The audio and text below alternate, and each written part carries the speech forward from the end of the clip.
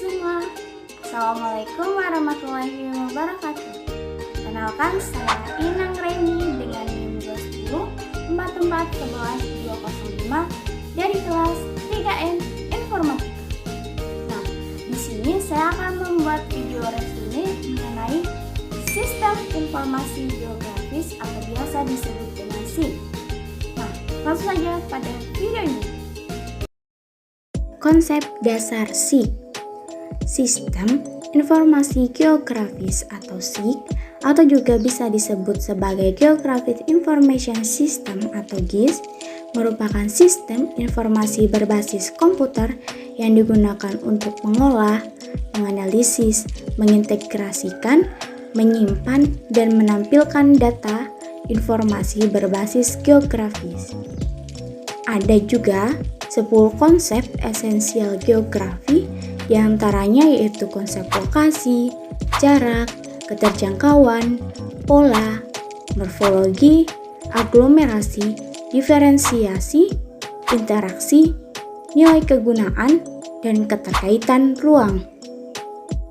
Kemudian, ada pendekatan geografi yang dapat diartikan sebagai metode atau cara untuk memahami berbagai gejala atau fenomena geosfer, khususnya interaksi manusia dengan lingkungan.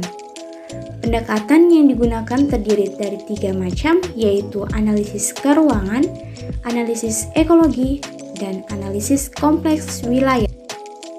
Kedudukan SIG dengan ilmu lain. Sistem informasi geografis merupakan integrasi dari berbagai disiplin ilmu yang terdiri dari geografi, kartografi, penginderaan jauh atau RS atau biasa disebut dengan remote sensing, ilmu ukur tanah, geodesi, fisika, statistik, matematika, teknik sipil, perencanaan kota, informatika, yaitu program studi yang sedang saya jalani sekarang. Komponen SIG.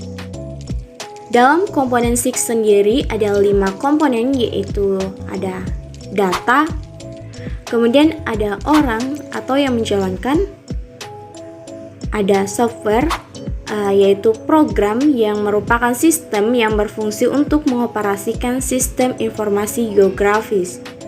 Kemudian juga ada hardware. Hardware ini dapat dikelompokkan menjadi alat masukan, pemrosesan, dan pengeluaran.